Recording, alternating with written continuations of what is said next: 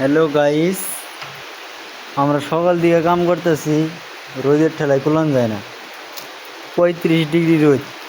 এই রোদের মধ্যে কাম করলাম, প্লাস্টার করি, প্লাস্টার শুকায় যায়, টাইস যাবে না। আর খাওয়ার গেছি, খাইয়া দায়া হারে আইলাম, আয়া হারে কামে ধরছি।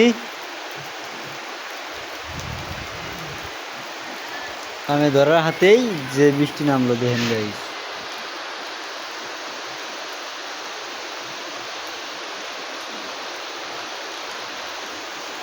তো এখন আপনারা এখন গাইস, সকাল থেকে যদি এই বৃষ্টিটা না থাকে, যদি ঠান্ডা ঠান্ডা থাকতো, তাইলে কি আঙ্গরে তো কষ্ট হইতো আজকে।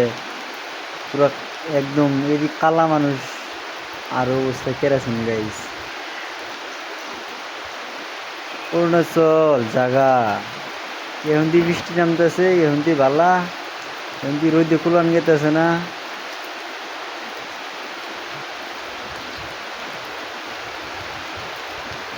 এবার জাগা দেখে মজা, খালি পাহাড় দেখেন গাইস কত নিচে।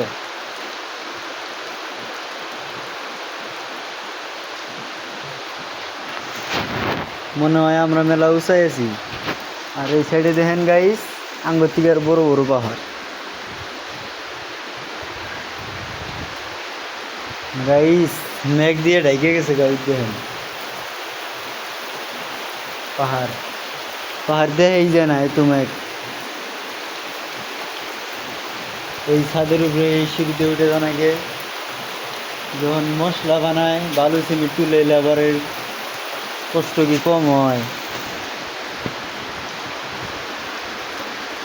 ঘুরে ঘুরে ওঠো নাকি গাইস। নিচে একটা সিঁড়ি আছে, তাও সিঁড়িটা একদম ফালতু, বাঁশের সিঁড়ি। বৃষ্টির সাইজ এটা মশলা টশলা বানানো হয়েছে, লেবারের কি কষ্ট কম হয়েছে গাইস, কোন আপনারাই। মশলা টশলা বানান শেষ, এখন এই যে বৃষ্টি পুরো ঢেকে তালি। তাহলে বৃষ্টিটা তাহলে আগের থেকে থাকলো না, বৃষ্টিটা তাহলে কি লেবারের এত কষ্ট হইলো নি?